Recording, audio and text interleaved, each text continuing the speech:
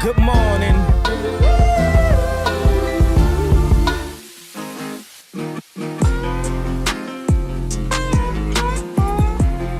What's up, everybody? Welcome to GoJo with Mike Gola Jr. That is me.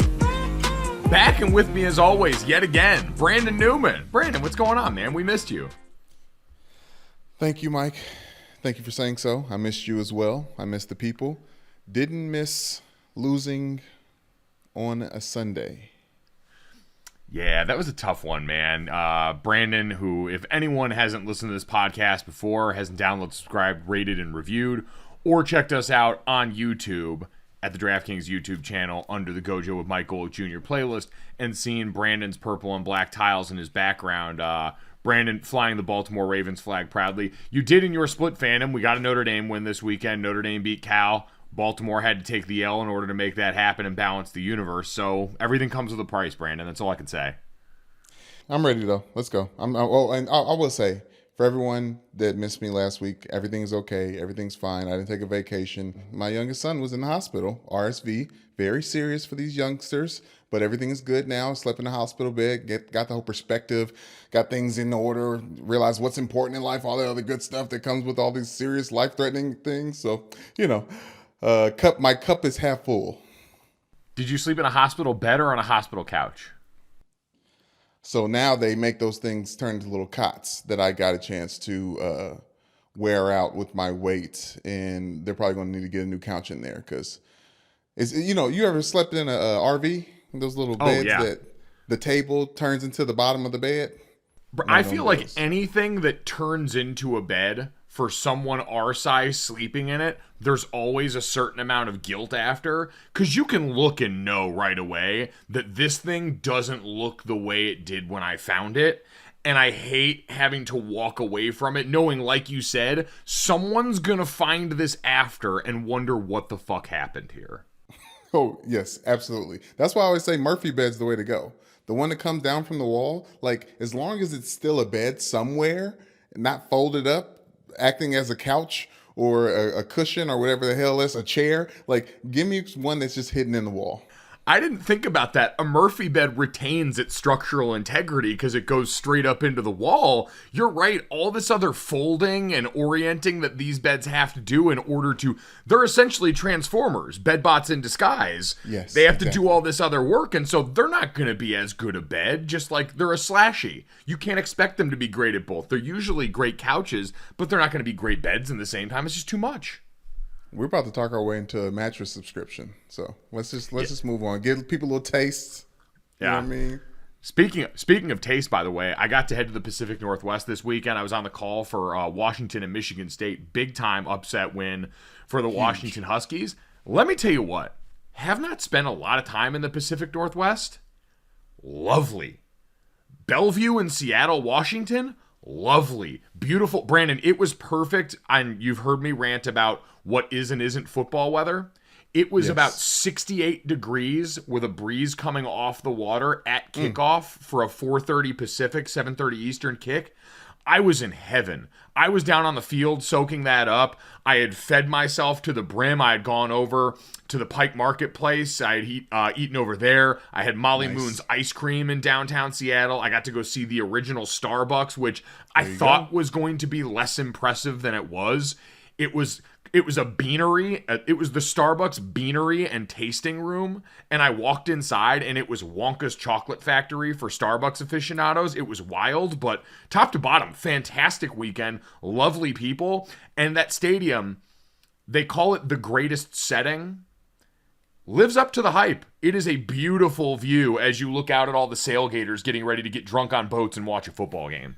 Big fan of the Pacific Northwest. Congrats to Washington. Awesome hosts up there. Would gladly go back in a heartbeat. Top Pot Donuts, which I completely forgot about, Brandon. So we get donuts, our crew, for every game that we go to. We bring them up in the booth and we do our sweet player of the game. If you've missed it, College Football Saturday Night with Learfield Audio, myself and Sloan Martin on the call each and every Saturday. We will be in Norman, Oklahoma this upcoming weekend for their game against Kansas State. But we go and get donuts at some spot around there that we get tipped off to go to, and we went to Top Pot Donuts. And I went inside and started looking around, and I was like, man, these are great. And I looked and they had maple bars in there and I was psyched. You get a good maple bar somewhere you can't turn away. And it made me remember one particular incident involving our teammate Golden Tate, who, when he was a member of the Seahawks, had that incident where after hours he was, you can call it breaking in. He was trying to get into a Top Pot Donuts, and they had his jersey framed in the Top Pot Donuts in Bellevue, Washington. I shit you not. No way. Yes. That's a legacy. Golden Tate leaving his mark on the city. Good for him. I was floored. I was wholly unexpecting of it, but I was very pleasantly surprised. So congratulations to Golden to leaving your mark behind there. Clearly the people at Top Pot love and appreciated his passion for donuts. I can understand why those maple bars were in such high demand. I was devouring them on air late in the game. Totally get it. Which jersey? I believe it was a Seahawks jersey. Yeah. I barely can envision it at this point, but he was there. He was there, it was real, and it was spectacular. So that was a ton of fun. Obviously, as always, we got a great show for you guys. Monday's going to be more NFL heavy. Tomorrow, we'll get into plenty more of what we saw this college football weekend.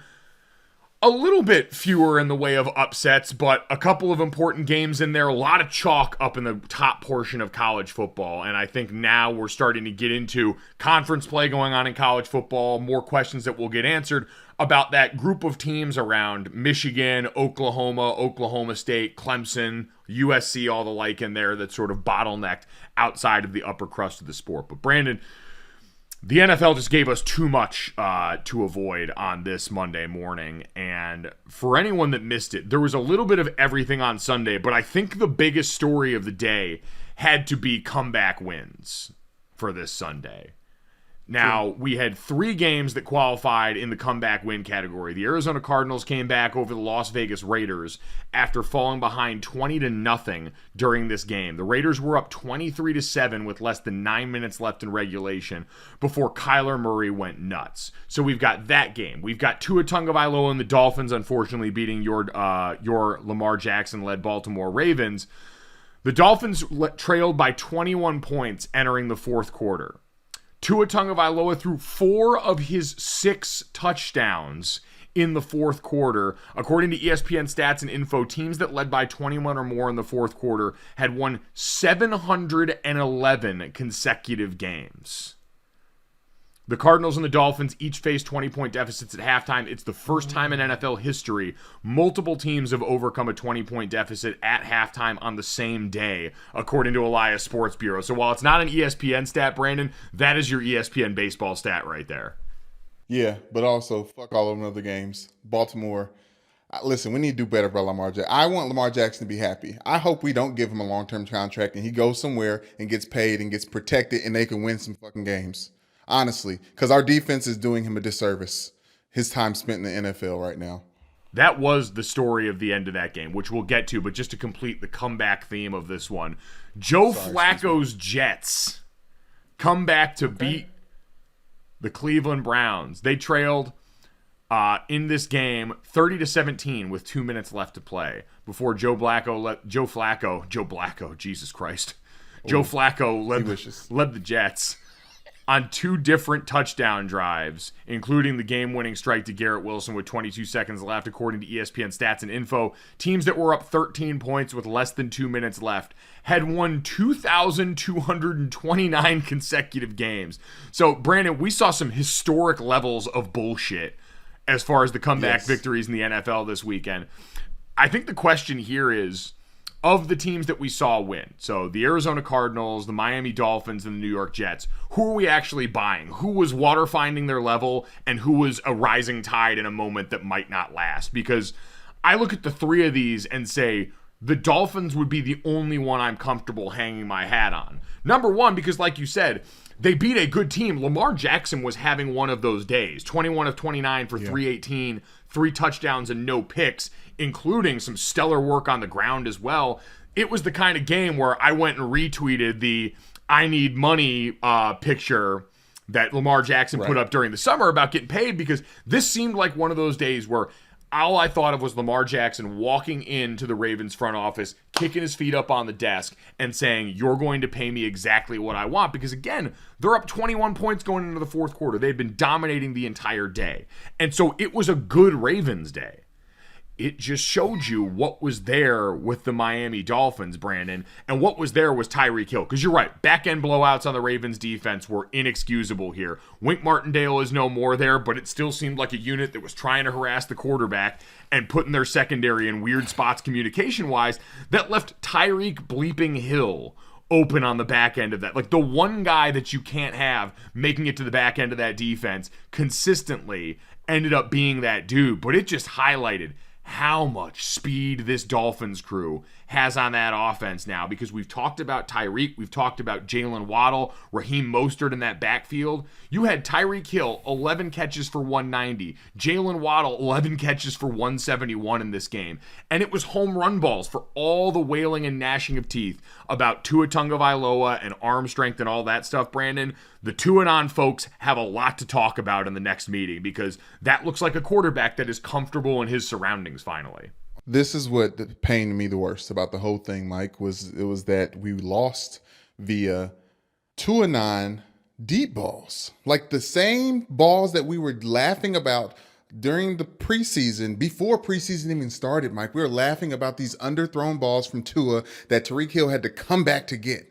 Well, he came back and got two of them things, and they went for touchdowns. And then Jalen Waddle himself, Mike, you know the defense did a terrible job when going into the Sunday Night Football game, the top two receivers in fantasy football both played for the Miami Dolphins. It was wild. And Brandon, again, the reason I'm so, I think, emboldened by what we saw from the Dolphins and what they were able to do. Because the Ravens look good. They did. Rashad Bateman, over 100 yards in that game. We had asked about receivers. Rashad Bateman made a big play in this game, was able to streak away. We saw Devin Duvernay do that last week for the Ravens. Mark Andrews and that connection. Isaiah Likely showing up in the stat sheet. You looked all over that team, and they're still down Ronnie Stanley at left tackle. Like, they're on their backup's backup at left tackle right now, and this group was still able to go out and move people. And so I am not, by any means, ditching the Ravens at this point. I still think that's a Ravens team that, based on what we've seen from the rest of the division, absolutely wins the AFC North. But I just think we saw, the collective AFC East take the AFC North out behind the woodshed this weekend. It was top to bottom, 3 for 3 of AFC East teams going and beating AFC North teams. It was a big statement for a division that we had talked about as one of the best in football, potentially going into the season of the AFC North, that definitely showed some signs of regression, because the other one we mentioned in this was the Cleveland Browns losing to the Jets. And this one, to me, Brandon, as much as I still disagree with what they did decision-making wise, I cannot help that the first place my brain went to, watching Jacoby Brissett struggle decision-making wise down the backstretch of this game, saw the ball get mismanaged and turnovers undermine them in a game where Nick Chubb became the first player this season to score 3 touchdowns in a game. 2 weeks into the season, Nick Chubb was that dude, started to take over in this game. And you somehow let Joe Flacco drop bombs on you down the stretch of this game to bring it back in.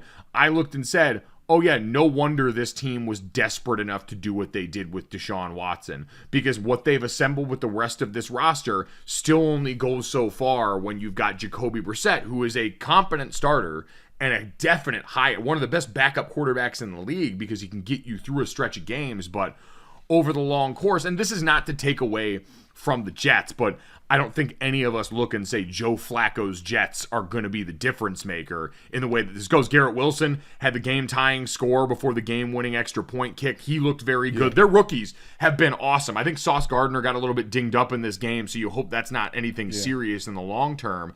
They've invested in the right spots. You had fiery Rob Saleh last week coming out talking about saving receipts, so he gets to gloat after this one.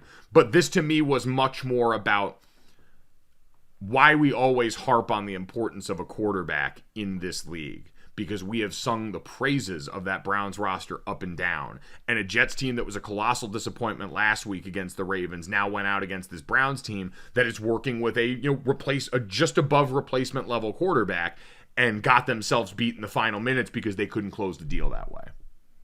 I mean, that's exactly what the Jets were working with. That's exactly what Robert Saleh was working with. And that's why I like this, because I think it proves to me that all that trash that Robert Saleh was talking about after week one, it showed up in week two, right? It was like, oh, we didn't know the Jets were a fighting football team. We know they were flirting with it last season, at the end of last season, but we didn't know they were actually good enough to gut it out and win a game. Obviously, they're against Jacoby Brissett, but I don't know, Mike. I like what I saw from the Jets today. Like, it's one of those things where, like, now I'm betting on them to cover moving forward, because I don't see them embarrassing themselves as much as they have in the past. Yeah, that I think is definitely going to be something to keep in mind is for teams like the Jets, and I think teams like the Falcons also, new regimes, both the coaches that kind of got fiery this last week, because there were a bunch of teams that aren't going to be very sexy to talk about right now because I think we got what we expected out of them. The Rams came back out and controlled the majority of that game with the Falcons, looked more like the team that we expected in the defending Super Bowl champs. The Green Bay Packers came out in Sunday Night Football and ran roughshod over the Chicago Bears for the majority of that game. Now that the track was dry, some of the warts for Chicago started to show up a little more. Green Bay was able to run the ball really well. All of that started to show up, and that was more the team that I expected. Elton Jenkins back in the lineup for them, who is, outside of David Bakhtiari, the second most important O-lineman in that group. All of that stuff was stuff that made sense to me over the course of this weekend, but teams like the Jets and the Falcons, who are still in the program building phase of things, they got encouraging signs that they're going to be tougher outs. It's kind of where the Detroit Lions were there last year for most of the season. I got a chance to talk with Kevin Clark from The Ringer over on his podcast, Slow News Day, and I want to bring a point that I made there over here because it's a reminder for everyone to trust their gut in the way that we go about some of this and the way that we judge it. But, Brandon, those were the wild comebacks that we saw from the weekend. So, again, of the teams, because the Arizona Cardinals in this, and that was the last one that we had kind of got to, buying the Dolphins coming off of this, really not expecting the Jets to amount to anything. Again, in the AFC, as competitive as that conference is, it's going to be the Bills and I think I can pretty comfortably say Bills and Dolphins are going to be the AFC East representatives in the playoffs. The Dolphins look like a playoff team at this point. The Bills are going to be the best team in football, I think, the majority of this year, barring injury. And there's not going to be three teams coming from that division. So the Jets, they're about improving this year. They don't have their quarterback. I forget when Zach Wilson is slated to get back, but that is going to be when you start really judging what this program looks like going forward. Joe Flacco going out there and having a competent veteran game is going to, eventually water find its level in this point and end with disaster. He had a rough week one. It's not going to be easy sledding on there because Joe Flacco's 37 years old and was always the line of elite demarcation anyway. Kyler Murray's the much more interesting part of this, Brandon, because for their win, so again, they were down 23-7 with 9 minutes left in this game. And for the Raiders, this collapse was a one-man show.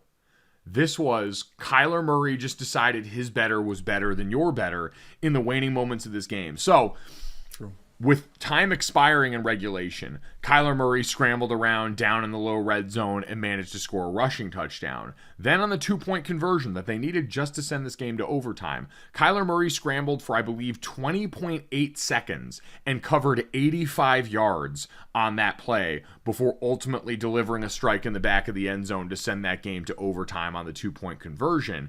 And then in overtime, they got the ball first, their offense stalled out, and then what had been the theme across the NFL early in the regular season, and I didn't see a total number, but I'd be fascinated, not even fumbles lost, Brandon, but just forced fumbles. Balls put on the mat all day. It's what allowed the Atlanta Falcons to look like they had a fighting chance and cover at the end of their game against the Los Angeles Rams.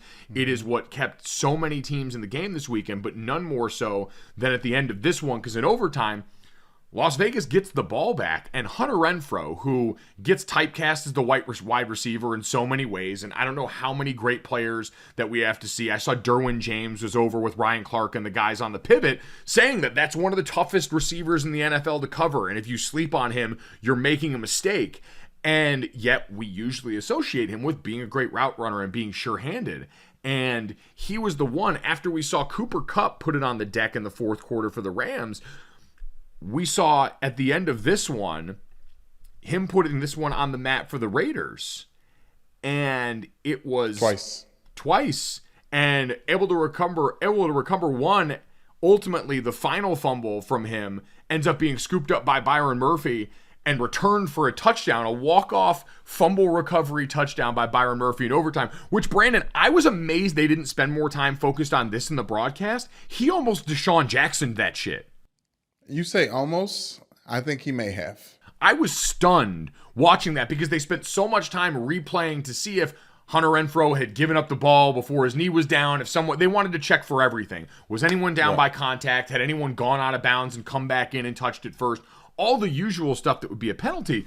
But then I'm looking at the back end, and Byron Murphy, as he's crossing the goal line, flings the ball back towards the end zone. Almost eerily similar for anyone that, if I'm dating myself with the Deshaun Jackson reference here, Deshaun Jackson once famously crossing the goal line ended up dropping the ball before he got in the end zone to start celebrating and fumbling it and losing out on the score. And it looked like Byron Murphy was eerily close to that. So it was amazing. That defense full of tweeners. Zaven Collins forced one of those fumbles, the big linebacker formerly out of Tulsa. Yes. Isaiah Simmons, the Clemson tweener, who was a mutant safety for the Tigers back in the day, was able to punch out that last fumble. I was going to say, I thought Nelson Aguilar with the Patriots did the same thing on their game-winning touchdown for Mac Jones. I thought that he threw it away mighty close to crossing that plane. And we've seen it many times in football games. I think the refs want it to happen. So I trust their gut when it comes to about trusting your gut. I trust their call on it because I'm sure they can't wait to say that wasn't it. But they're playing it very close, especially for a game winner. It was a close day around the goal line in general. We had that in Sunday Night Football, too, with the 4th and inches from the goal line for the Bears when they gave Justin Fields the shotgun quarterback power out of empty, which you could hear people losing their fucking minds as he lined up in shotgun on the inch line instead of being up under center for a quarterback sneak, Brandon. It's never going to fail to frustrate everyone. I thought it was insane, but also if you look at the sky view, there are plenty of holes that the Bears offensive line made right there on the 1 inch yard line. There were, I think, in this, because I understand why people get upset. Anyone will tell you, tape grinders and analytics people come together, that the most efficient play on 4th and 1 is always a quarterback sneak. It tends to yield the best results. It's the simplest thing. You hand me the ball, we all go forward in a big mass of humanity and get this. You and I both know it's a lot harder than that a lot of times. D linemen are down there with it's elbow. My dad used to call it elbows and assholes. You're down there in 4-point stances trying to crab everyone out here. It's nothing but cut blocks and mayhem. And so it gets a little messy. And so sometimes I can understand if you've got a bigger athlete at quarterback, why you would turn and hand it off to somebody or give him some bit of downhill to go and try and deliver a blow. Jeff Schwartz, who's been on this podcast, writes over at Fox Sports, former NFL offensive lineman, I thought brought up the point I agree more with, which is I don't like running in that instance when it's spread out like that. So it was Justin Fields alone in the backfield with the O-line in front of him, and then there were more guys spread out. It wasn't one of those condensed 2 tight end, 2 running back formations. Running a gap play there where you have a puller on a power play like there and they pulled a guard for him down where it is so many condensed D linemen, because to me, you're just making seams where there's already guys firing upfield. 100%. Normally in normal down and distances, you can try and create more natural running lanes, but I think especially down in the goal line, unless you've got a dominant offensive line, which the Chicago Bears at this point do not. They've got some players in there that I like, but they don't have a dominant offensive line. I think you're just inviting upfield penetration, and it slowed Justin Fields down. I think it's part of the reason why he ended up missing that big hole that they were circling on the broadcast. Yeah, but the hole was there, so I just can't. I can't justify that as much. But you're talking now. I know we're going to get to these injuries a little bit later on, and Trey Lance being the biggest one. But when you're talking about these design quarterback runs, Mike, I was flabbergasted to see they were making Trevor Lawrence run counters. It was like QB counters, as if it was like the college football. With all the design quarterback run plays, Mike, you talked about the forced fumbles, the quarterback run plays, the flea flickers. It seems like everyone's running the same shit and all the same things are happening in all these different games. Well, I think we've talked about this a lot as a trend in the last few years of coordinators trying to meet their college quarterbacks halfway, which in general is really good because it gets these guys on the field sooner. College football does at times innovate in some ways schematically faster than its NFL counterpart, mostly out of necessity, and then the NFL will pluck what they can because the speed of the game kind of eliminates some of the things that you can do. But you've got great athletes at quarterback, and I can understand why some of these coordinators want to make use to it. We will talk about what the fine line on that looks like, you're right, when we get to Trey Lance, because that's going to be the other big topic of conversation. But Brandon, as far as close calls, again, that we talked about, I'm still not really any more bought in on the Cardinals than I already was going into this game. I think we've seen that's a flawed football team. They got drubbed by the Chiefs in week 1. That was, I think, expected because of the difference talent-wise in those teams. I mean, the Cardinals don't have their best receiver. We've talked about some of the other failings in that roster. But this was why Kyler Murray is always such a complicated study and why the conversation around giving him a contract was such a complicated thing, because in the rest of that game, you had A.J. Green with a bunch of bad drops before he caught the 2-point conversion to help send that game to overtime. You had other issues that popped up, and then you just had Kyler Murray going backyard football on everyone and doing the things that we've seen. And that's my thing. We've seen this already from Kyler. I've seen him go around and do this and find a way to win games like that. We haven't seen that next level of progression of consistency from this team. And if it's always going to be this kind of manic and hot and cold, then I'm not any more inclined to trust them at this point in time based on what we've seen. So I would look at the Dolphins of the 3 comeback teams and say that is the group that I am most intrigued by in this season now for what they've put on tape so far. It's been consistent and it's been fast. And I think that speed is always going to give you a chance in this league the way that they've constructed it. They've made it the passing attack version of what Mike McDaniel was a part of with the 49ers rushing attack for so long out there. Brandon, which does lead us then to the next portion of things that I wanted to look at, because we have these statistical landmarks in every NFL season where the NFL crowd loves to remind you. We talked about this preseason with Dad, where the teams that won 6 or fewer games the year prior, usually one makes the playoffs the following year. 0-2 is one of those interesting marks. And God bless Hal Chapman Wingo, my old pal Trey, took to Twitter to remind everyone that every team that lost week 1 is trying to avoid the dreaded 0-2 start. Since 1990, 11% of teams that start 0-2 go on to make the playoffs. Andrew Siciliano of your favorite NFL DirecTV Red Zone channel, which they were having a little bit of issues this weekend. A little bit of a sticky situation for the DirecTV crowd there. But Siciliano went on Twitter and said none of the 7 NFL teams that started 0-2 last season went on to make the new expanded 14-team playoff. And going through that stat Trey gave with a little more fine-tooth comb, in the previous 31 seasons under a 12-team format, 30 teams went on to make the playoffs after an 0-2 start. 3 went on to win the Super Bowl. So, again, less than one team a year ended up coming back from the 0-2 hole and making the postseason. None have done it in the expanded format yet. But, Brandon, with an expanded format, you would expect it to be more likely. And so, looking at the teams that are now 0-2, and we'll call this 2 Americas, since we've got 4 0-2 teams and 4 2-0 teams through 2 weeks of the season, because math. Who needs to start panicking from this 0-2 group? Who are we going to put a fork into after 2 weeks of the NFL season, Brandon? We've got the Carolina Panthers sitting at 0-2 right now. They lose to the New York Giants back-to-back weeks, losing on a 56-yard field goal and a 58-yard field goal to lose their first 2 games of the season. The Falcons, who we talked about, made it close at the end, managed to cover, God bless their souls, against the Los Angeles Rams in L.A. in week 2. The Raiders that we just talked about losing against the Cardinals, what this may mean for Derek Carr's future if this season doesn't end in a playoff berth, considering they got that out there. And then by far the most interesting one, the Cincinnati Bengals. AFC representative in the Super Bowl last year, starting off 0-2. And Brandon, Joe Burrow, who was sacked 70 times last season, regular season and postseason, is on pace, which is my other favorite season, on pace season. Joe Burrow is on pace to be sacked 111 times this season. He was sacked 6 times against the Dallas Cowboys. The Dak Prescott-less, beaten down Dallas Cowboys that we left for dead sacked that motherfucker 6 times in this game this weekend. I don't know what's going on. We knew, Brandon, that regression was coming for the Cincinnati Bengals. And we said last week, the offensive line, 4 new starters, wasn't going to be a quick fix.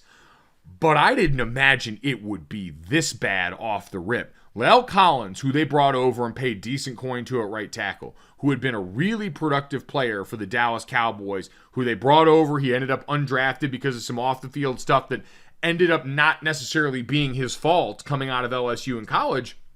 They decided to let him walk.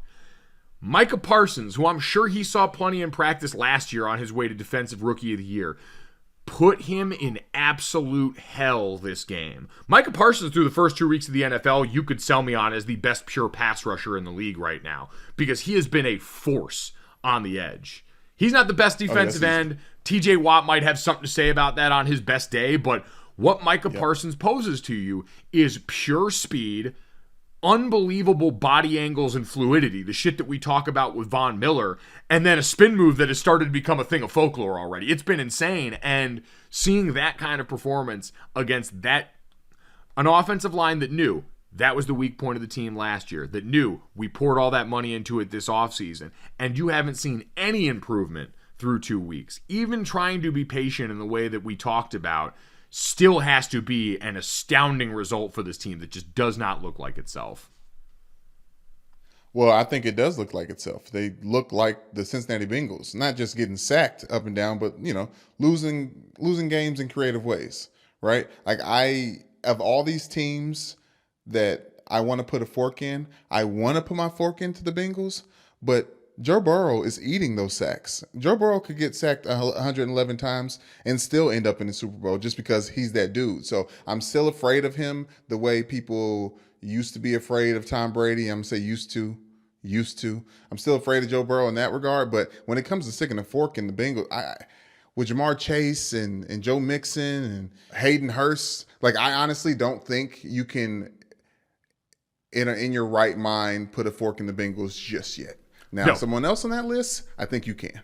Yeah, I wouldn't dream of putting a fork in the Bengals just yet. That would be the one team. And this is what happens to us once we see a quarterback do the thing in the postseason that Joe Burrow did, is now you get all that capital from us, even if it's undeserved. Going back and looking last year at what the Bengals put on display early in the season, they started off 3-1. They beat Minnesota, Pittsburgh, and Jacksonville and lost to Chicago. Now, there were bad losses on the last season for them. They had a stretch in the middle of the season where they lost back-to-back weeks to the Jets and the Cleveland Browns, and that was the injured Baker Mayfield Cleveland Browns. I don't even remember if Baker was starting that game or if he was too banged up or not, but there were bad losses, and that was an inconsistent football team last year during the regular season. They just managed to get to the postseason and then start playing their best ball, and then have Joe Burrow do even more superhero stuff. By the end of the season, when we got to that Chiefs game, it was him and Jamar Chase on an unholy tear. And so I think I'm ready to account for some of the difficulty that they're going to face this season. But, Brandon, the problem is, again, the Ravens in that division are clearly the better team now. Where they're going to get some reprieve is I don't know what's going to happen to Cleveland by week 12 when Deshaun Watson is allowed back in that lineup. I don't know where they're going to be, how that's going to change the way they go about that, and what opportunities that might afford the Bengals down the stretch of the season. Because if Cleveland can get and still be in the playoff hunt at that point, be in the wild card hunt by then, alongside this Cincinnati Bengals team, that becomes really dangerous for them at that time and makes it a little more complicated in how crowded the AFC playoff picture is for this year. I wouldn't predict it based on what we saw this weekend from the Browns, but I'm just saying the AFC is so much bigger of a juggernaut this year that now all of a sudden, if you're Cincinnati and you wait too long, sneaking in the back door is going to be harder than it was last year. Yeah, I agree with you, but it was very hard how they did it last year. And I think that I don't know if the Cleveland Browns necessarily. I don't believe in the Browns this year. I do think that I'm putting some stock in these first 2 weeks, and I can be alarmist. And I think you're being a little bit of like an overreaction with the Miami Dolphins because I expect that those wheels could fall off at any point in time just because the head coach or a new head coach, rookie head coach. But Mike McDaniel seems real, man. I'm afraid of I'm afraid of them. So I like we said, if we're putting a fork in people, I'm not going to stick it in the Bengals yet. I'm not going to stick in the Raiders yet. But if you ask me to have confidence in one team at this point, it could be the Raiders that you'd have confidence in. The division's going to make it tough. Yes. Yeah, I would say only because of Max Crosby. But yes, continue. Him and Chandler Jones, like that duo has already started to pay off. You saw them affecting the games in big ways. They've got Devontae Adams there, who was super productive last week. Like, we kind of glossed over yardage-wise the damage Devontae Adams did in that game just because it got hairy later on. But the one that you can absolutely, I think, stick a fork in at this point, Brandon, and this was, I went on, like I said, I went on Kevin Clark's podcast, Slow News Day, and we played Take Mulligans, where if you, through already 1 week of the NFL season, got a chance to take something back that you said, what would it be? And mine was, when we had that 6-win team that could become a playoff team conversation, shying away from my gut and what I believed and I saw as far as a foundation built for the Lions, and going with the Carolina Panthers and saying they could do it if they got good Baker. This is the situation that I thought playing out, Brandon, gets Matt Rule maybe fired in the middle of this season somehow, because we know he was already walking into this year on thin ice in a hot seat, and nothing about these first 2 games I think is going to do a lot to help his lot in life. Is Baker going to get him fired too? Like, Baker Mayfield doesn't look great. Like, he looks like, seeing him on the field with Daniel Jones looked bad for Baker.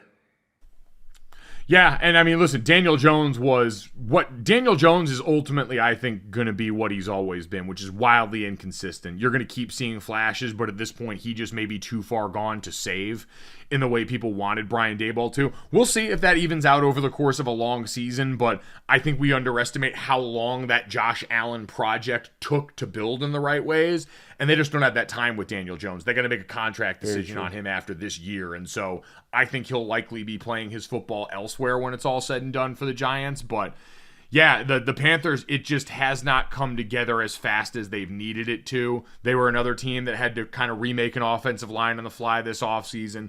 Baker is also one of those guys that's going to be largely imperfect and maybe a complete product at this point. But I would say I'm done with the Panthers, and I regret going with them over the Detroit Lions, who we will properly celebrate as this podcast goes along. Brandon, before we finish up 2 Americas here, the 2-0 teams, Dolphins, Chiefs, Giants, Bucks. Who are we buying of that group? I already said I don't think this Giant season is really going to necessarily do anything. It might have some good moments, and it might revive the career of Saquon Barkley, who statistically, less impressive game this week, going up against, I think, a much better defense, what you've got in the Carolina Panthers, but the Chiefs are going to be there. Chiefs are a Super Bowl favorite, Super Bowl contender type status. I already said I think the Dolphins look like a playoff team right now. And the Bucks are going to be there, but man, it doesn't look fun right now. It looks positively miserable. And I don't want to get into too much into the off-the-field stuff where we hear all the, talk about Tom Brady and the happy wife, happy life thing, but something's making that guy a lot more miserable than he usually seems. And this was in a game where he beat the Saints team that had traditionally given him issues. Now, a lot of that was the Drew Brees Saints teams. But even last year, I think the Saints game was wasn't the Saints game? It was last year, 2 years ago, the holding the 4 up there where he thought the downs were. No, yes. That was Chicago. I'm sorry. That was Chicago. But the Saints have given him trouble since he got down to Tampa Bay. Game. Yeah, it was a primetime. It was a Thursday night game against Chicago where he did the 4s up. Okay.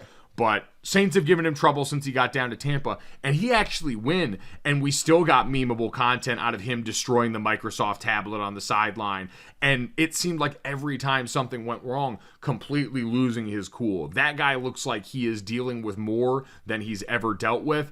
I still think their team and that defense especially that we saw go out there and really put it on the Saints are going to be able to get them to the playoffs and the places they're used to being, but it doesn't look like it's going to be a good time. Like, however this ends for Tom this season, it seems like it's going to end on more of a whimper than a roar based on what we have seen so far. Ooh, and it can't, and that's the problem. It does have to end in a roar because it's Tom Brady and he's back. But to go back to the Saints and versus the Bucks, I don't know if I want to give credit to the Bucks for this win as much as I want to give credit to Jameis Winston for being the interception machine that he can be when he's really feeling it. You know what I mean? Like they had Tom Brady in their head until Tom Brady pulled the LeBron James hit Draymond Green in the nuts, have them mess themselves up by taking themselves out of the game thing, where he gets into it with Marshawn Lattimore. It really pissed me the fuck off. I can tell it's affected you a lot, and I can understand it because, again, Brandon, this game was so close for so long. This was a 3-3 game through 3 quarters, and then the Tampa Bay Buccaneers scored 17 points in the fourth, largely, like you said, off Jameis Winston turnovers late in this game. And we know they were coming into this one without Alvin Kamara in the lineup there. He was on the sideline for them. But you have Chris Olave, Michael Thomas, Jarvis Landry. Like, this is supposed to be a pretty potent group, and neither side. It's a testament to the defenses on both sides, I think. We know the Bucs offense a little beat up, but these are two really good groups. That fight was insane, though. Marshawn Lattimore and Mike Evans, we have very few things that we can firmly hang our hat on in this league, and the hatred, the genuine hatred between these two men is so palpable. So for anyone that missed it, Marshawn Lattimore was talking shit to Tom Brady after a play. They were walking off the field, and Tom goes and says something back to him.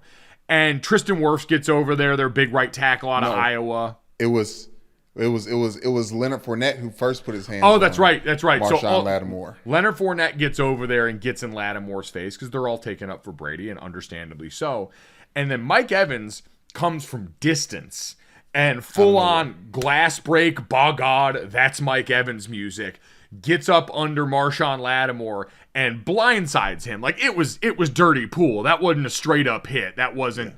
It was kind of like the beef we had about the Leonard Fournette chip. He came when Marshawn Lattimore wasn't ready and knocked him the bleep out, and then the melee ensued from there. Both of those guys got thrown out, and that really has become the one thing we can count on Mike Evans getting himself thrown out of these Saints games whenever it pops up. I'm so mad about it, mainly because I feel like Tom Brady started that fight, and then when the benches cleared, he was nowhere to be found. Now, obviously, he's an older man and he has brittle bones. And what's he gonna do? Mike, he started it. Somebody should have pushed him at the bottom of that pile. I wouldn't say he started it, Brandon. Like, how could you say he didn't start it? Him and Marshawn Lattimore were jaw-jacking back and forth, and then out of nowhere, playoff Lenny, regular season Lenny, gives him a little chip block, and then Marshawn Lattimore, put his feet grounded and started, I'm talking to you now too? And then out of nowhere, Mike Evans clears him. So you're telling me Tom Brady didn't start that? Because that play would have been on to the next if Tom Brady and Marshawn Lattimore weren't still talking. Yeah, Marshawn Lattimore jawed at Brady. Brady jawed back. Those two were talking. Listen, whoever started it, those two were talking shit to each other, which happens on damn near every play in football. The difference was Tom Brady had teammates that were ready to square up for him right off the jump, and Marshawn Lattimore's teammates were slow to the draw. No, the difference was Tom Brady was pissed, and everybody was legitimately nervous around him. Like, they had no idea what was going on. They know Tom was upset, and whoever is making Tom upset needs to be put on their butt. And that's what happened. And that's the shit I love. That's the way it's supposed to be with your quarterback, Brandon. That's how it goes. My favorite thing in sports are the crap. My favorite things in sports are when we do this with goalies in hockey and lacrosse, and when we do it with quarterbacks in football, where they're the protected class. And if you want to try and get to them, what do we see in the NHL postseason? Every time someone gets by the goalie, you got a hand up under your chin, driving you back into the boards right now, because that's not how we get down out here. The one rule I was always taught, Brandon, when it comes to fights on the field is I got to see you as long as you're on the field, because in a game, you don't want a penalty for coming off the sideline and doing this shit. If you're on the field, I need to see you running towards the pile, because the last thing you want is to turn on that film the next week and be the one dude that was chilling in the back. Like, some guys will get a vet distinction, right? If you're a vet who we don't want to get hurt, and that's why Tom Brady in this case, I don't want him anywhere near that fight if I'm on the Tampa Bay Buccaneers. You're old man Brady. You don't need to be out here doing anything physical right now here. You're writing checks and we'll go cash them. But for everyone else, I want to see you going towards the pile. That's really the only rule. I'm not saying throw punches or do anything dumb like that. I'm just saying when someone tries your quarterback here, Leonard Fournette, all things being truthful, he was the one that made it physical. He was the one that went over there and decided we were going to involve hands in this situation if we want to actually call who started popping things off. And I'm not saying that in a negative way, by the way, here. Because, again, I think having your quarterbacks back is the right thing to do. That's the way we're supposed to do this stuff on that side. Okay. So that was the fight that went down between those two teams. And, again, if we're doing two Americas and the 2-0 teams, the only one I'm really not buying is the Giants. Again, I think Bucks, Dolphins, and Chiefs could all end up being playoff teams. I really... Oh. Yeah. Before you move on, because we skipped this team. The 0-1-1 team. Oh, the Indianapolis Colts. That AFC is true. South. That is true. Mike, if the 2022 Detroit Lions are the team that can and will, then the 2022 Indiana Colts are the team that can't and won't. Man, it's gotten so bad in such a hurry. And Brandon, I saw in this game, NFL Next Gen Stats does charting of player separation, how much room receivers are able to give for their quarterbacks. And if you go and look at that chart, it'll have all the receivers. It's like a spider web. It'll have all the receivers on the outside, and it'll go out based on how much separation they got on average. And the Dolphins wide receiver separation chart looks like it's two circles over the top of each other. Those guys were butt naked, wide open the entire day. Dude, nobody on the Colts is getting any kind of separation in that receiver room. The offensive line isn't protecting Matt Ryan as well as we thought was going to go on with that team. Hell, the defense was getting carved up by a Jacksonville team that some people thought might have been a little bit overhyped coming into week one. And instead, they were able to go out there and tear shit up a little bit, Brandon. So it's time to sound the alarms a bit. There needs to be some sort of come to Jesus for the Colts, because I get in this division, because we still got Monday Night Football coming up here. We got the Titans and the Bills getting ready to square off, and so maybe the Titans go out and get dropped in this thing too, and they're no better off in the AFC South. But the Colts, just kind of like the Bengals, haven't given us anything to sink our teeth into or anything to be hopeful about so far in 2022. I saw the same look in Matt Ryan's eyes during week 2 that I saw in Baker Mayfield's eyes week 1 with the Panthers. He was like, I cannot believe this team sucks too. Like, I can't believe this team is this bad too. Like, I can't believe it. I can't believe it's new everything around me, and I'm still feeling this crazy. Like this, like the team can't. Mo Alley Cox is so big he can't even drag a second foot, Mike. Like the tight end for the Colts, like the way that they were messing up, it just doesn't seem fair to Matt Ryan, but it also feels like he's right where he's supposed to be at the same time. It is going to make you start to wonder if we'll look more at Frank Reich and if we'll look more at Chris Ballard, the folks putting this together. Because I saw Dan Orlovsky tweeting maybe it wasn't the quarterback in reference to Carson Wentz, who Dan has long defended in this league. And listen, Carson Wentz, it's never going to be perfect, but I think we have to start looking and wondering, this Colts team that seemingly every year built that really good offensive line, had a really good defense when Matt Eberflus was over there coaching that unit, and seemed like they had that window for a while where they had a ton of cap space and they weren't spending the way that we thought they would. You wonder if this ends up being like Danny Ainge and the Celtics sitting around with a lot of those picks and not turning it into the things that you needed to. You know, again, Pittman at wide receiver is a very good player. You mentioned Mo Alley Cox there. Jonathan Taylor is obviously a guy who was a midseason MVP candidate last year in the NFL, and even he was not getting the kind of yards and touches that we expected over the course of this game. Nothing's lived up to expectations so far for that team. He had 9 yards rushing early in the third quarter, and then he broke off a 29-yarder and got some yards back, and then he broke off another 20-plus yarder, another explosive play. But 9 in the third quarter? Yeah. Brandon, it was stunning. And I think part of this is, and I want to go back and as we start to watch some of these again and just look at what's going on with the Colts offensive line, because I just thought off the strength of that unit alone, it would make the jobs of those other ones easier. And if you're no longer dealing with elite at those spots, then what does that start to do to the other piece? Jonathan Taylor is a legitimately incredible talent, but we've seen, look at Saquon Barkley in New York. If you don't have it working in front of him in those ways, and with that, it was the total opposite. That was a bad offensive line that ended up ruining him in so many ways, even going back to Penn State. So Yeah, that's a tough look. And I was excited about that Jags offense going into the season. It was nice to see some of those things starting to come to fruition, but it's a lot more about what we saw with the Colts. But Brandon, before we end up giving out roses on this podcast, we do want to touch on, I think, the biggest injury news that we saw this weekend. Trey Lance, the 49ers end up getting a big win over the Seahawks. I think 27-7 was the final score of this game, but the story was Trey Lance carted off in the first quarter with about 2 minutes left after he was a part of a zone read play where he kept the ball and ran it up the middle of that offense.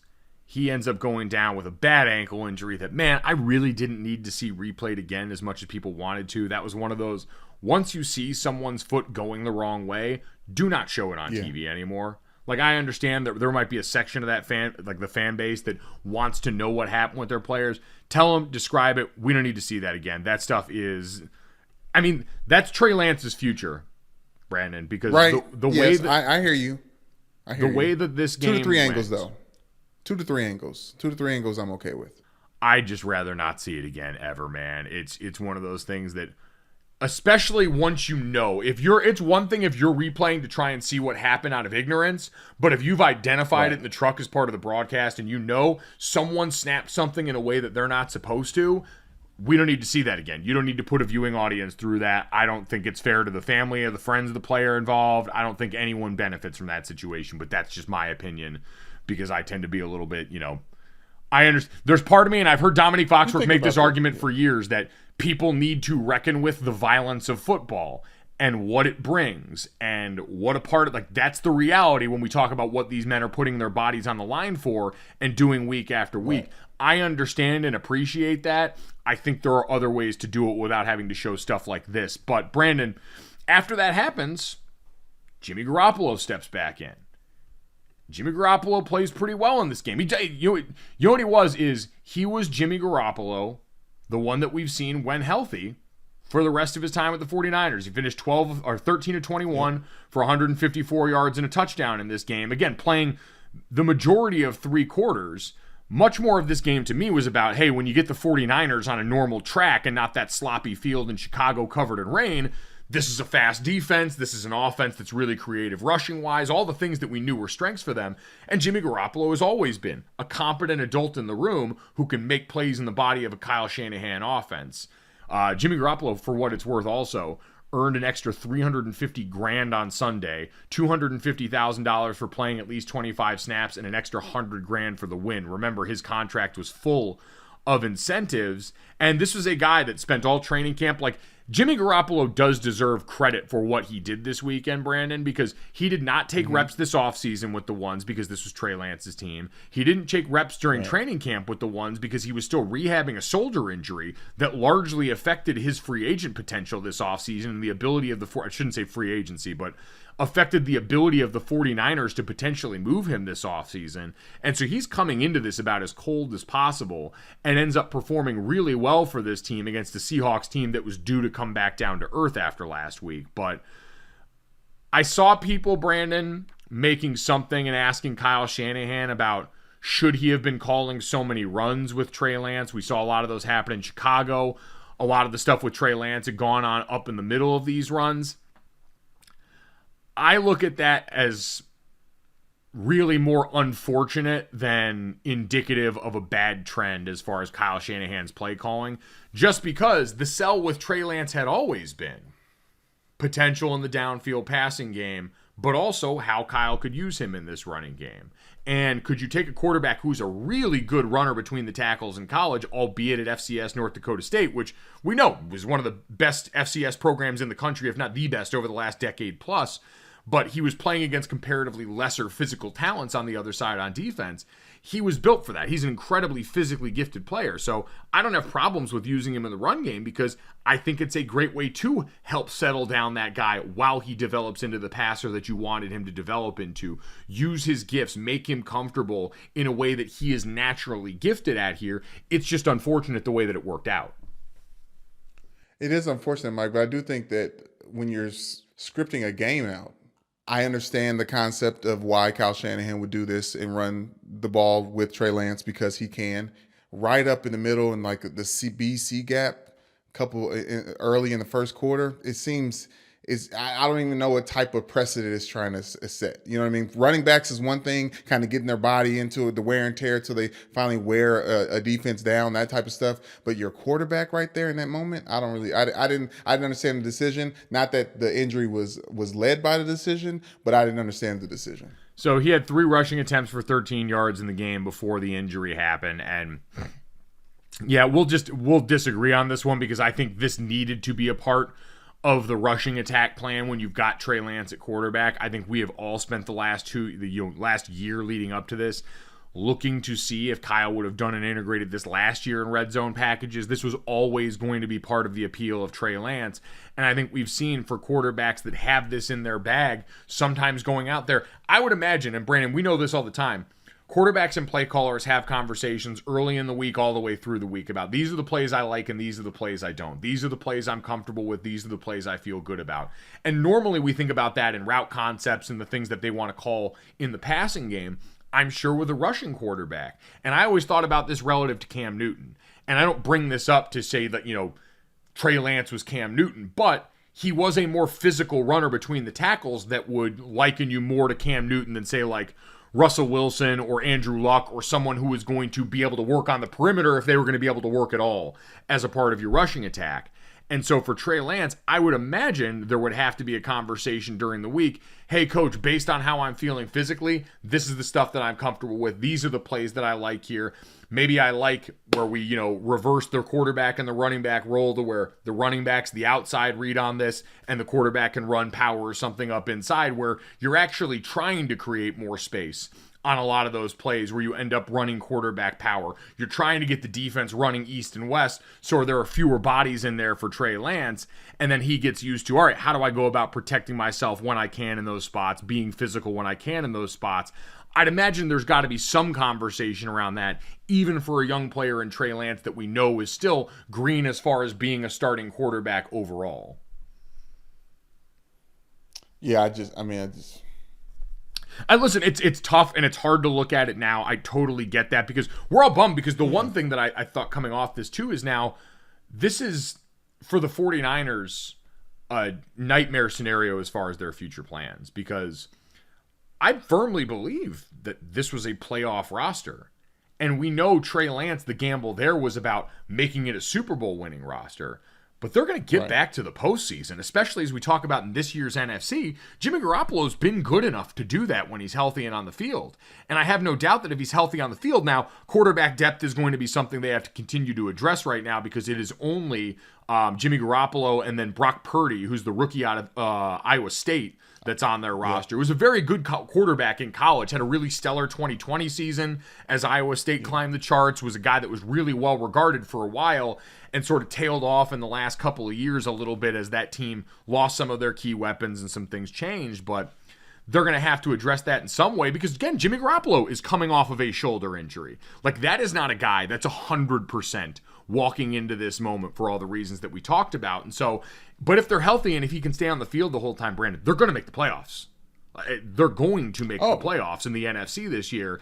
And now if you have Jimmy Garoppolo come back on that cheaper deal, lead this team to the playoffs, and you've got Trey Lance, who, as important as anything, loses another year of development. What have we talked about? He started one season at North Dakota State, had one showcase game during that 2020 season, and then was the 3rd overall pick in the draft and didn't play much last year. Had the hand or the thumb injury last year and some other stuff that kept him off the field and affected his development. And for a guy that has played and started that few games compared to some of his peers, every chance you get to go and prepare as a starter and to work over the course of an offseason, not rehabbing from injury, is so vital to your development. And for Trey to lose another year of that, because a low body injury is going to affect a lot of how that goes. That, to me, is massive in the midst of this. And if you have Jimmy Garoppolo go out and make the postseason again with this roster, you're going to have a whole group of veterans on this team looking and saying, we believe we've got a window that got one more year tacked onto it for all the other spots. And George Kittle wasn't on the field for them. He's still banged up dealing with a groin injury right now. There are other things you've got to consider with this team. And if Jimmy Garoppolo goes and does what I believe he can and makes the playoffs, Now, I don't know what this does for the future of Trey Lance's career, because I think it makes it really hard to approach it and say, we're just going to put you back out on the field next year, no questions asked. Like, this may have affected the course of his career, unfortunately, for the rest of his career. I'm disheartened for Trey Lance, but the 49ers fans as well. I mean, I can't imagine the amount of scotch that was drinking to Kyle Shanahan and John Lynch last night after that huge loss. It's unfortunate, and it feels a little bit unbelievable after just getting that 1 week of Trey Lance last week in the monsoon. And it's amazing that they're doing that coming off a win. Like you rightly said, that huge loss in losing a player in Trey Lance that you had invested so much and wanted to develop, but you won the game. You beat that Seattle Seahawks team that was coming off the showing against Denver, where everyone thought, oh, maybe this will be something. And you went out and beat them pretty handily over the course of that game. And Jimmy Garoppolo came in and played really well, and everyone had to balance being happy. And it's such a hard thing to do as a teammate, because you've got Trey Lance there. Where life when you're injured is lonely, man. You're not doing normal stuff with the team. You're by yourself, and he's going to have to watch them enjoy and celebrate Jimmy Garoppolo, because I'm sure they love him too, and watch that team do well in a way that's really painful. Outside of the injury being repeated on the TV copy, I hope Trey Lance never watches that copy, because you're watching him get carted off the field in his air cast, and you get the big wide scope, shot on iPhone, pulled out 0.5, and it's the whole stadium, right? Everyone in Santa Clara just clapping and wishing their quarterback of the future a speedy recovery. Cut to immediately Jimmy Garoppolo taking snaps, smiling his ass off. I was like, damn. Like, obviously it's a good opportunity for him, and you couldn't write the story better. But at the expense of what? Like, it was really tough to see all that emotion wrapped up in Trey Lance getting caught off the field. Didn't know if he was going to wave to the crowd. He didn't know how to play it because he's just so in disbelief himself. And then you just see Jimmy Garoppolo over there with the quarterback taking snaps. Well, and I mean, like he was in the Subway commercial all over again. It's football, though. Like, that's the most painful part of the sport is, and everyone always says it, when you see a massive injury like that. You and I mean, I remember when it happened in practice. We were getting ready for bowl prep our freshman year, and one of our reserve DNs, Callum Wade, snapped his ankle like that in the middle of a kickoff drill, and we moved the drill 20 yards, and the medical staff tended to him, and then we got back and kept practicing. And that happens at every football team in the country, college, pro, high school, and otherwise. Everyone's heard Riverside it. You flip the drill, you move it down, and you keep going. And in the game, we see guys get carted off whose careers may be changed forever. And I don't think it's hyperbole to say this is going to have a real major effect on Trey Lance's career trajectory.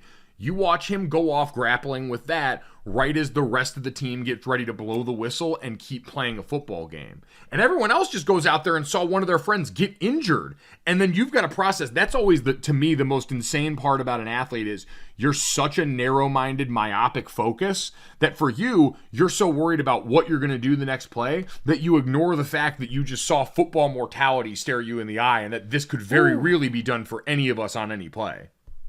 I've never considered that, Mike, and that is something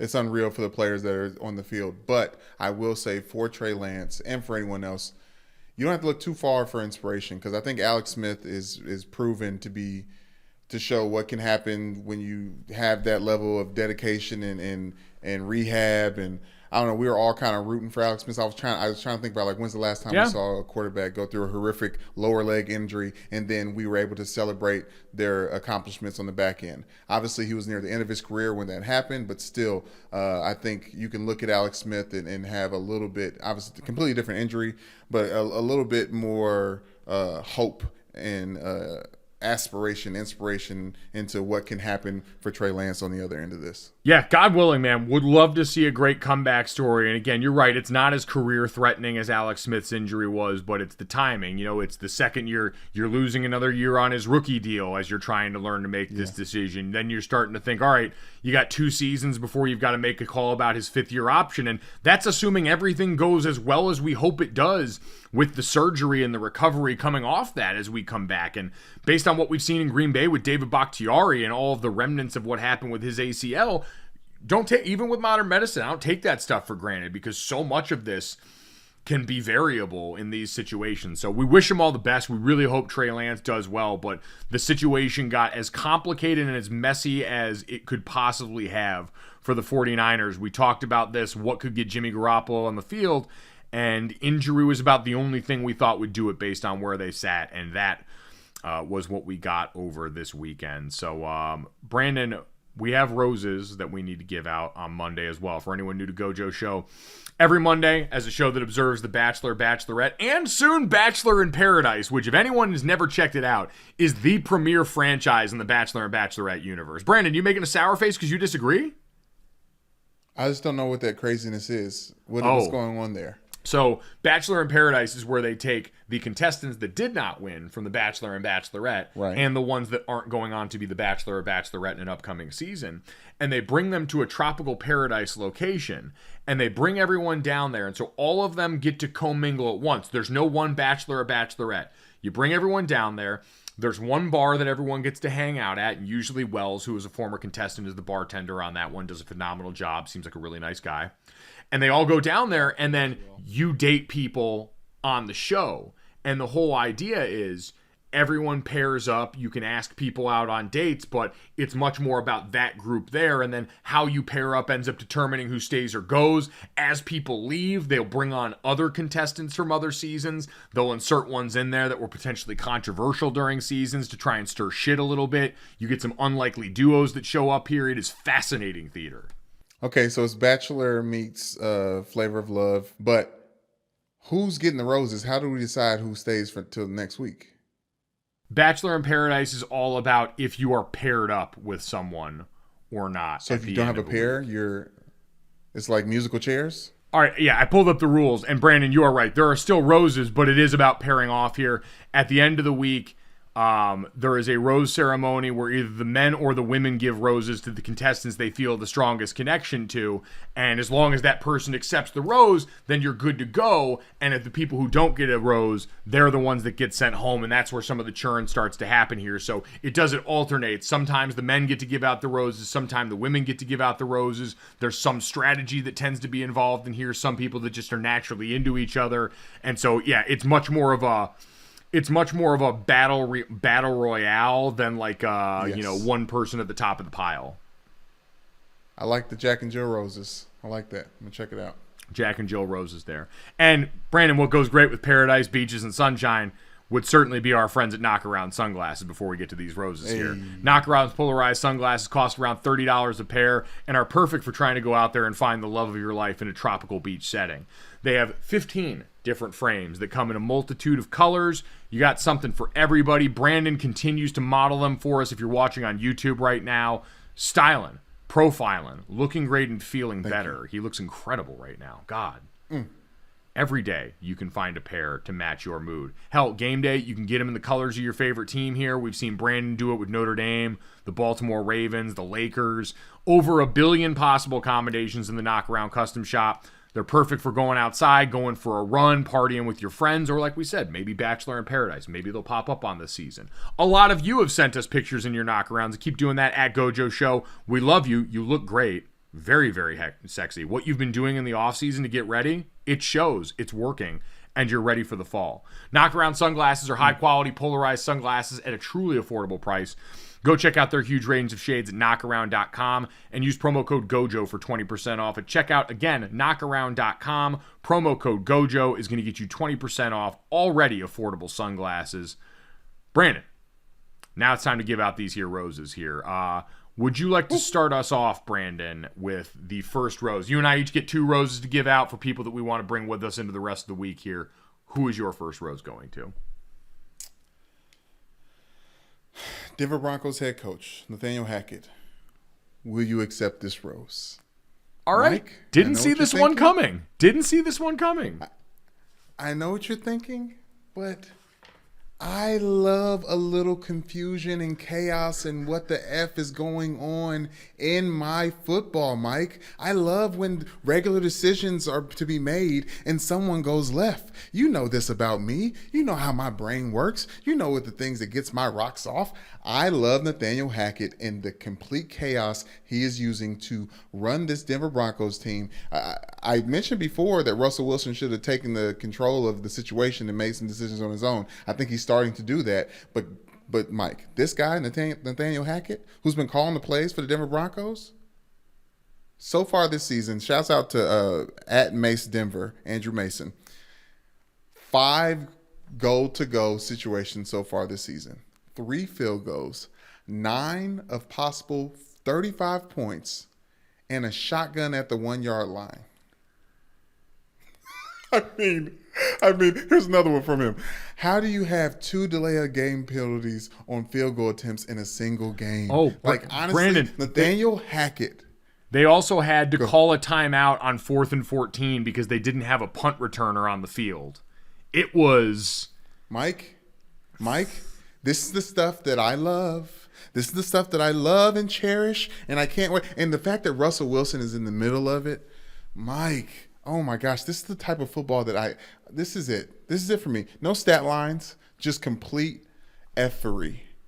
It was some effery, man. This team looks like it is going to be a struggle this year. That was not an overwhelming or impressive effort, because going into this weekend, I just belched into the mic, which is pretty gross.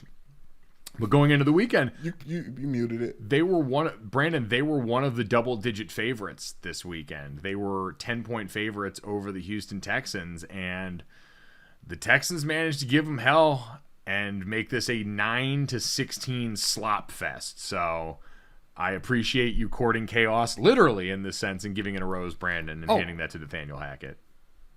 I started with all the crap. I should have just said, congratulations to Nathaniel Hackett winning his home opener out in Denver. Hey, we know it's not always pretty here. We're Notre Dame fans right now. A win's a win's a win's a win's a win, and we'll take it. Brandon, my first rose. I know a lot of times we do these for fun. This one was actually one of the more touching moments over the weekend in the world of college football, and did want to highlight a legitimate good thing, because at times it feels like we get so few legitimate good things here. So, absolutely. If anyone had missed this last week, on Thursday of last week, Brian Brzee, who is a star defensive tackle for Clemson, who is going to be an incredible future NFL player, was injured last year and has come back and has played really well through the first couple games of the season.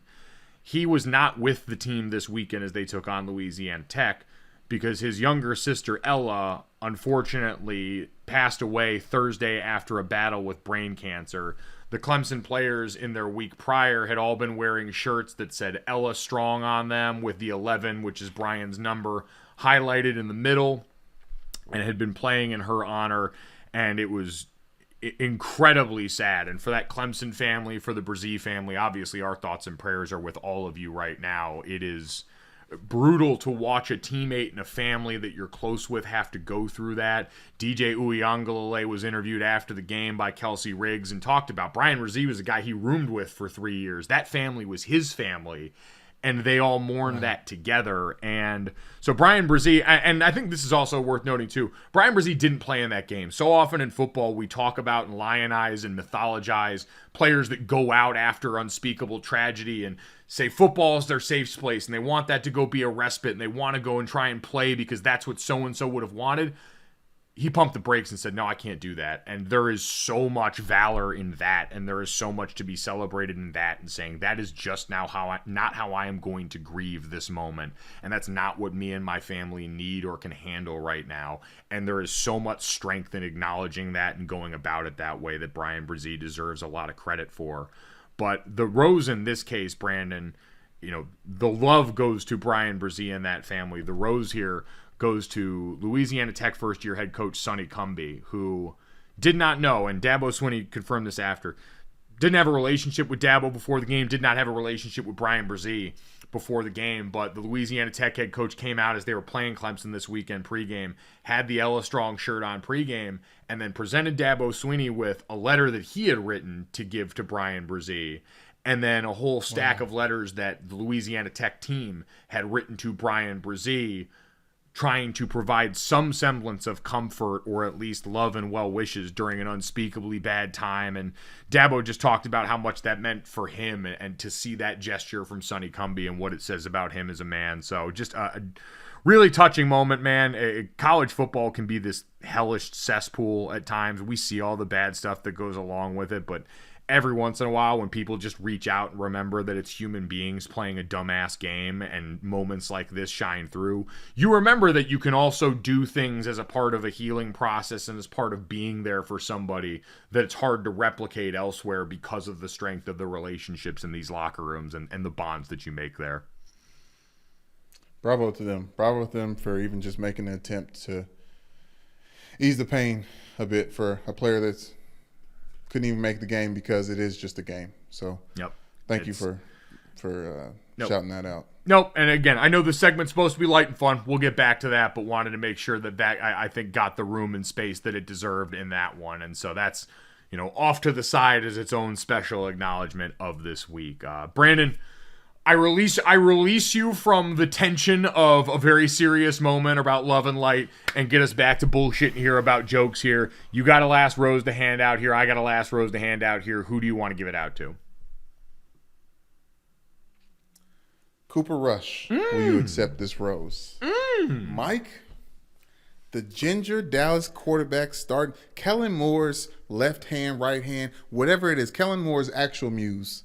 Whatever Dak Prescott is, listen, we got a quarterback battle in Dallas Cowboys, in Dallas, Texas, once Dak Prescott comes back. Because this is Cooper Rush's team, okay? 19 of 31, 235 yards, only sacked once, and this is the most important, 0 interceptions. 0 interceptions. Now, for all of the backup quarterbacks that hit the streets, college and NFL this week, Cooper Rush just seemed like he was in his element, didn't he? He just seemed like he was knowing what he was doing. He was like, okay, let me hit a bunch of guys with number 80 because I know they're definitely wide receivers for my team. Let me do that a bunch, and then I'll start spreading the ball around and get more confident with things. Like, I loved what I saw from that, and I love the fact that Mike McCarthy called out Kellen Moore, because I did last podcast when Brandon was right. So I'm happy to see Cooper Rush in. And honestly, looking at their season, even if Dak Prescott is out for the next 8 weeks. Mike, should I do the schedule thing? Yeah, you can. Giants next week. Yep. Commanders the week after that. Then the Rams. Then the Eagles. Then the Lions. Then the Bears. Then the Packers. Then the Vikings. Mike, I think Cooper Rush at worst is going to go 5 out of 2 or 5 for 2. You think he's going to win 5 games in that stretch? If he's in there at quarterback, I sure as hell do. And I'm underselling it, Mike, because I just said at the beginning, they're going to go undefeated with Cooper. You think I was bullshitting? They're going to go undefeated with Cooper Rush at quarterback. It is worth noting that Jerry Jones and company keep trying to claim that this is a 4-week injury for Dak Prescott. And I saw Jane Slater does a great job covering the Dallas Cowboys. They showed Dak Prescott out there. He's had his hand bandaged up and was gripping the football. He was holding that, and it got big cheers from the crowd to see him out there already able to hold that sumbitch. So he's getting them fired up off that one. But you're right, man. Cooper Rush deserves a lot of credit in that game. And what you said there, too, the fact that he was only sacked once in this game when that defense and Lou Anarillo, I believe, I mispronounced the last, and I apologize. I'll get it right at some point. That defense for Cincinnati was as big a part of their playoff story last year as anything, and the fact that they were not able to get pressure on a beat-up Dallas Cowboys offensive line also says a lot about where that team is at. So all great things to consider. Absolutely a deserving rose. Before I let you give your rose, I'm going to say this right now. Cooper Rush and Tony Pollard, their package deal, they're going to go somewhere and make somebody very happy together next year. I don't think Tony Pollard's getting out of the building. Cooper Rush might be going with his... You don't think they're going to let him go? I don't know, man. I mean, based on the money here, everyone keeps pointing to, they've got decisions to make with Ezekiel Elliott, and Tony Pollard has been looking awful explosive and was doing an awfully good job in limited action. Excuse what I said. Dak Prescott and Ezekiel Elliott are a package deal. You're not going to get one without the other, okay? Oh, my God. Brandon, my final rose of the day. Notre Dame offensive coordinator Tommy Rees. Will you accept this rose? Give it up. Notre Dame gets their first win of the season. Marcus Freeman gets his first win as the Notre Dame football head coach.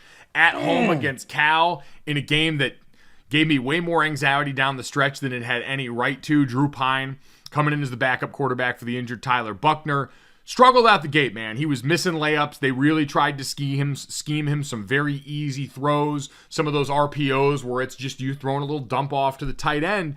And he was nervous. And I felt for Drew Pine, man, because I saw a lot of me and Drew Pine when they showed pictures of him as a kid. He grew up a massive Notre Dame fan. He's from Connecticut. He said he wears 10 because of Brady Quinn, and all he wanted to be growing up was a Notre Dame football player. And he came in and was a backup and finally got his moment to shine. And Brandon, I can remember being that kid, going to Notre Dame, being a backup for my whole career until my senior year against Wake Forest, and then what it felt like getting ready for the starts down the rest of that season. And I had a couple of games where I played Stanford on the road, pissed down my leg, was dead dog awful in those games. And it's hard because you want to make sure that you're not letting everybody else down. But it's also been a frustrating start to the season for everyone involved. And God love our boy Tommy. Those booth cameras up there put offensive and defensive coordinators in a pickle. And Tommy was the meme of the weekend. MF and Drew Pine on the phone down on the field, getting caught up in that one. Tommy's got to wake up. And listen, I'm sure Tommy in a private moment would want to have that one back because that's the thing nowadays in the world of recruiting. You don't always want out there, I would imagine. But knowing Tommy and the fiery competitor he is, I understand where it comes from. It has been especially uneasy for Tommy to start this season because so many people have been, I think, wrongly critical of him and overly critical of his role in what's going on with this offense. Like, this last game is the perfect example of that. But got the win there, is going to get to be a meme this weekend, and then is going to, I think, get to do the most valuable thing, which is get back to work with Drew Pine, who I'm sure knows how much Tommy Rees, knows how much Tommy Rees cares about him. Tommy has been in those shoes also of being the backup quarterback having to come in at Notre Dame. So if anyone can help Drew Pine through what he dealt with at the beginning of that game, it's Tommy. Not only has he been in that seat being the backup quarterback, Mike, he's been in that seat getting MF'd by the head coach in a very public setting. A lot of that purple-faced Brian Kelly memery was Tommy Rees conversations. Right now, I'm glad you mentioned that at the very end because I think that's the most important thing to distinguish and point out.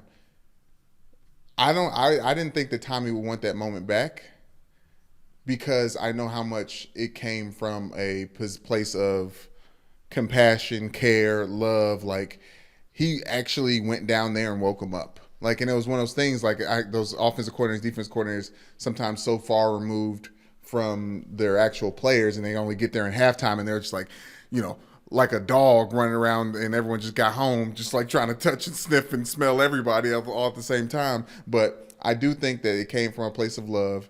The MFs that came from Marcus Freeman were more head coachy, but I'm glad that it worked, Mike, because guess who woke up? Drew Pine. And guess who was excited for Drew Pine as much as Drew Pine was excited for Drew Pine? Tommy Rees. So I see what you're saying by that, but I'm glad to see that level of passion come through because I do think it helped wake Drew Pine up and get us the win that we so well deserved against Cal. Drew ended up 17 of 23 for $150 and 2 touchdowns. So again, they ended up being more about the ground game for Notre Dame. They rushed for $147. The offensive and defensive lines were the star of the show in this game, but sometimes you're right. Leadership is about knowing how everyone responds best and what they need. And sometimes guys need an arm around their shoulder, and sometimes guys need their face mask rattled, metaphorically. And this was definitely more of the latter.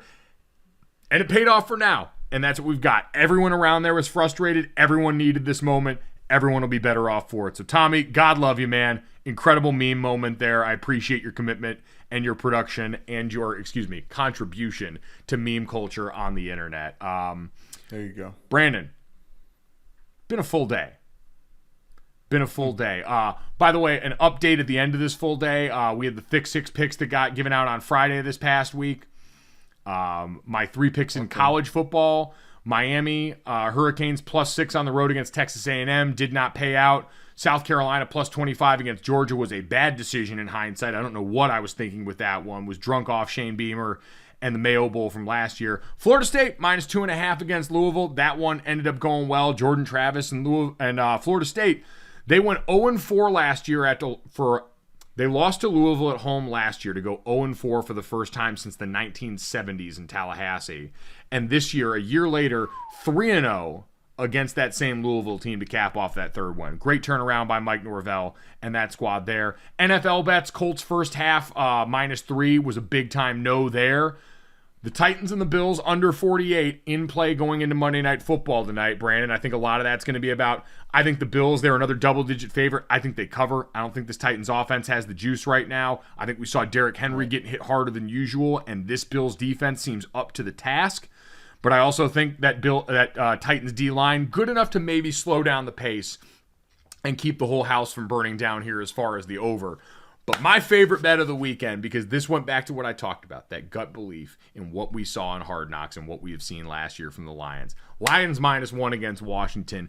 Dan Campbell and the Lions race out to a lead and are able to hold the Washington Commanders off down the stretch. They had answers for everything. Amon-Ra St. Brown was a fantasy maven and an absolute freak out there. And you mentioned Aiden Hutchinson, the rookie number 2 overall pick, had 3 sacks in the first half of this game. They got after that ass, Brandon, and I am proudly back on betting the Lions, who were, again, the favorite in a game for the first time in, I believe, 24 games where they had been the underdog leading up to that. So they liked the way that being the favorite felt, and they went out and responded in kind. So we are 2-3 so far on the weekend with 1 bet remaining in the Titans-Bills under 48 going into tonight. But now, Brandon. Good job, Mike. Now that business is out of the way, though, there's even more important business to get to, because I have been single-dadding it around here when it comes to our favorite segment of the show here. I have been lost, but now I am found, blind, but now I see. So, Brandon, do you mind telling people what time it is? Yes, Mike, and I'm ready. Why she have to go, I don't know, she wouldn't say. I said something wrong, now I long for yesterday. Yesterday, love was such an easy game to play. Now this, that, and the third today. Oh, I believe in yesterday.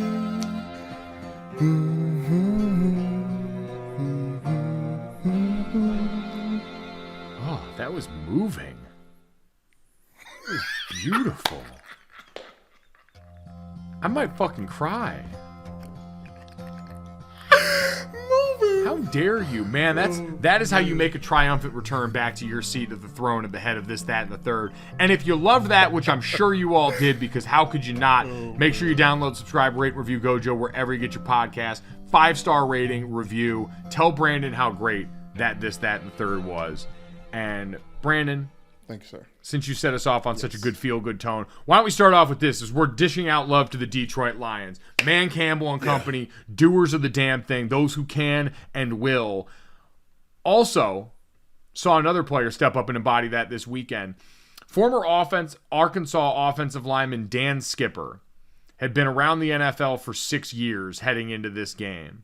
He had been a guy who had never made a roster. He had been a practice squad player. As he said, he's probably signed 20 contracts that aren't worth the paper they're written on. He was also on Hard Knocks, as we often see. The cuts are a part of that show that's resonated with so many people. He was one of the really powerful moments and memorable moments in the show where Dan Campbell talked with him about their decision to cut him in this one. He ended up getting re-signed to the practice squad, and this weekend went on to go and make a start. He played offensive guard for the first time and ended up going out there and playing in really well in a win against the Washington Commanders for this team.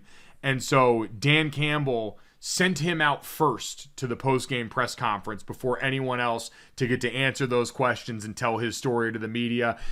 Brandon, this is exactly why when we talk about all the rah-rah stuff that normally people would shy away and say, you don't do this at the NFL level. This kind of stuff is high school shit. This isn't Ted Lasso. This is not how you go and coach grown men in a professional league. Why Dan Campbell has defined that, because it's genuine. Because everyone around there seems to actually buy into into it because the words match the results, which we always talk about around here.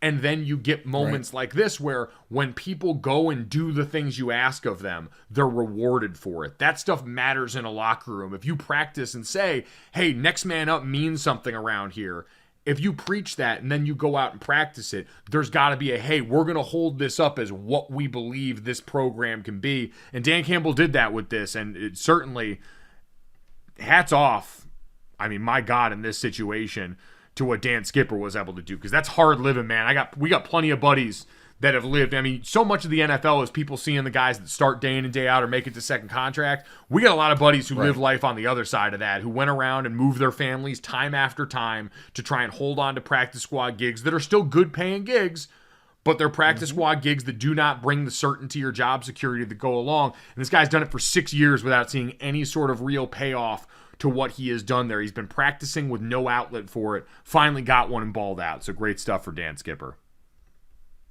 Amazing. And I love that it came through via Dan Campbell. You know, like a lot of other NFL coaches are doing what was told to them, or Parcells always said, Dan Campbell's doing what he knows to be the right thing because he went through it. And that's a great point, because that's a hard thing to do.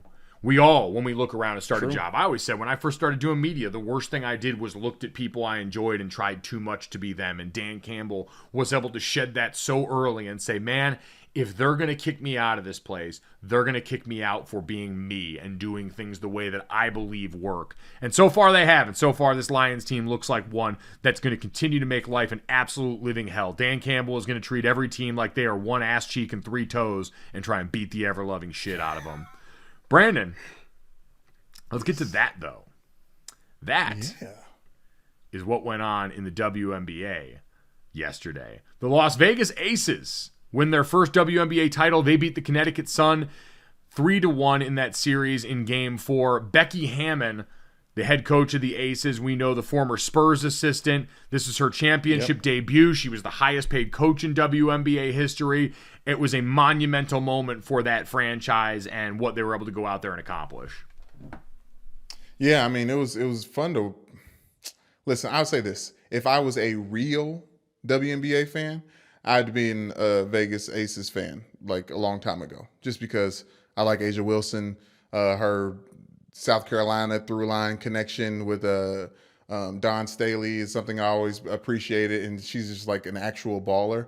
Now she didn't win a finals MVP, right? But she is someone who's won a state championship. She's one who's won a national championship with South Carolina. WNBA championship now, finally got that tacked on. And then obviously she's won the gold. So between like Kelsey Plum and like, there's just a lot of people on that team that I like already.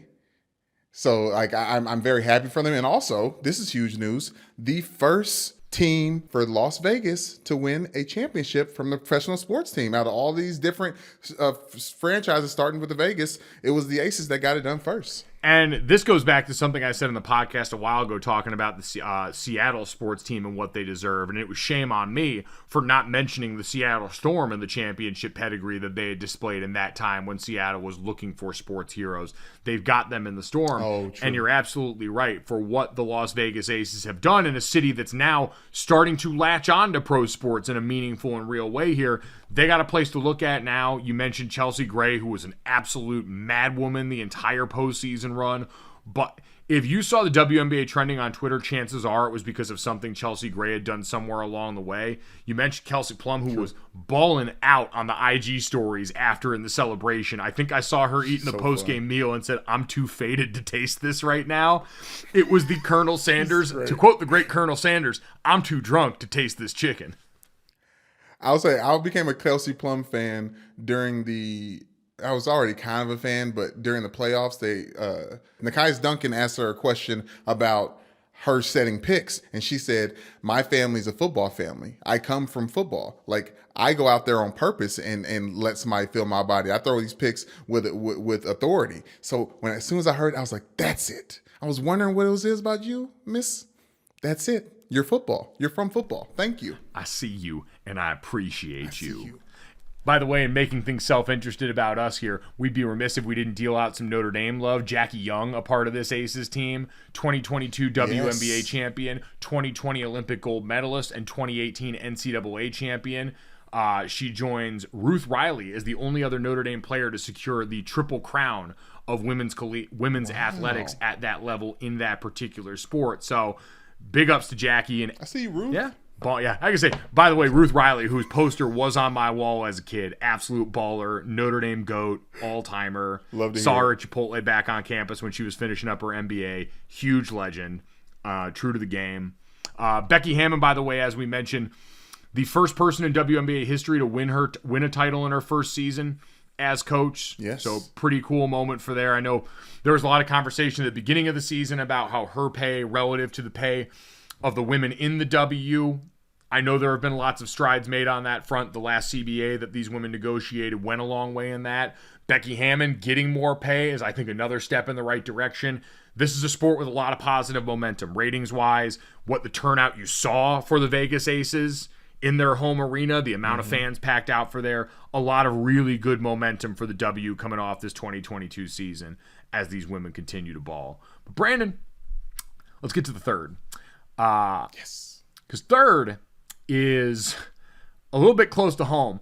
This weekend, we almost had a situation that could have been a low light turned back into a highlight. My father, Mike Golick Sr., friend of the podcast, obviously two-time Radio Hall of Famer, National Wrestling Hall of Famer as well, that I made sure I found when I went back to Oklahoma to cover the Oklahoma State game. Yeah, the National Wrestling Hall of Fame. The National Wrestling Hall of Fame is right next to the stadium, Boone Pickens Stadium, where Oklahoma State plays in Stillwater, Oklahoma. And I went over there, and they have an award they give out to a distinguished American every year. And my dad, who was a collegiate wrestler at Notre Dame, along with my Uncle Bob, was always someone near and dear to the wrestling community. So, two-time Radio Hall of Famer, one-time Wrestling Hall of Famer as a distinguished American, which he treasures. Had his little jersey in there, had the book that him and Greeny co-authored, had a bobblehead in there in the case for him here. Out here balling. They didn't throw his stuff away. Dad's got the resume. You all know him. What you might not know is, as much as my dad loves everything he did sports-wise, his family, his career in sports talk radio, all the above, there may be nothing my dad loves more than the golf cart that he has out by Notre Dame's campus here. My folks live out in South Bend, and if you have seen my parents, you have probably seen them riding around. My dad does a segment with Allison Hayes over at ABC 57 where they ride around in the golf cart, would preview Notre Dame football. Like, it's gotten some acclaim. And this last weekend, as Notre Dame was hosting Cal, my dad was over at the stadium, and when he came back out, the golf cart was no more. The golf cart had been stolen. And Brandon, I have watched this man erupt on cable providers as his televisions have failed to work. I have heard him call and read the riot act to plumbers and the people that are in charge of the systems inside his home. I have never seen the man so distraught as when I heard that this thing was missing. And we set out the all points bulletin, Brandon. We tried to rally the troops every which way we could on game day in South Bend to get eyes on this, because this had a chance, a very real chance, of being my dad's Joker turn moment if this went wrong. This had a very real chance of being the moment that broke him and sent him down like the Liam Neeson path, the Gerard Butler from Law Abiding Citizen. Man. Any one of those could have been him. Yes.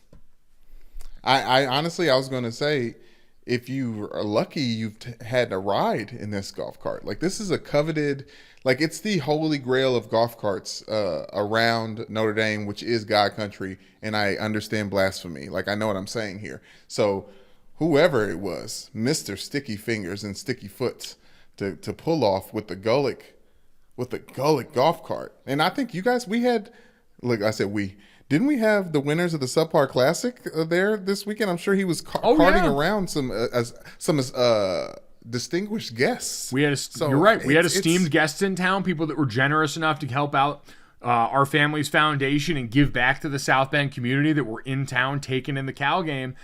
And we had that moment. It lasted all of about 45 minutes, and Dad was thankfully reunited with the golf cart. Brandon, I tweeted it out at Mike Golick Jr. on Twitter. I firmly believe in that moment, my dad was happier than he was when he gave my sister away down the aisle at her wedding.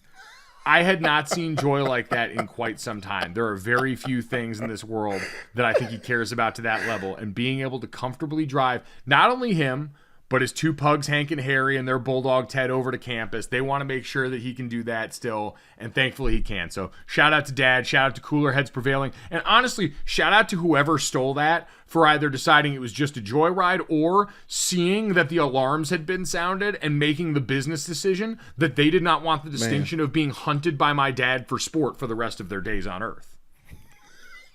For sport. Mike, I can't imagine how long that 45 minutes was for him.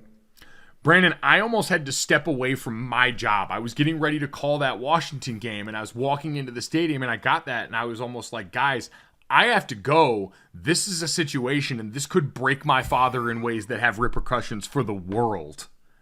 For the world. Sloan, you got this? Call the first quarter, Sloan. God be with you. God be with anyone who made it this far in the podcast. God be with the thief that decided to not make sure that that was a life-changing decision. Congrats to Dad on getting his golf cart back. If you did make it this far and you liked what you heard, and if you're the thief and you want to confess and maybe come on and do an interview about why you did what you did, download, subscribe, rate, review GoJo wherever you get your podcast. Leave us a 5-star rating. Honestly, Brandon, what I didn't account for was I was hoping that my dad just had an all-time old man moment that I get to hold over his head where he parked it in a different spot and then went back and didn't find it after. I was really rooting for that, and it didn't come, which is okay because, again, cooler heads prevailed, and he still has the golf cart. It's too early for that, Mike. I would have been concerned. You're talking about phone calls. I would have called Sarge or some other people in South Bend and be like, hey, we need to look out for Mr. G right now.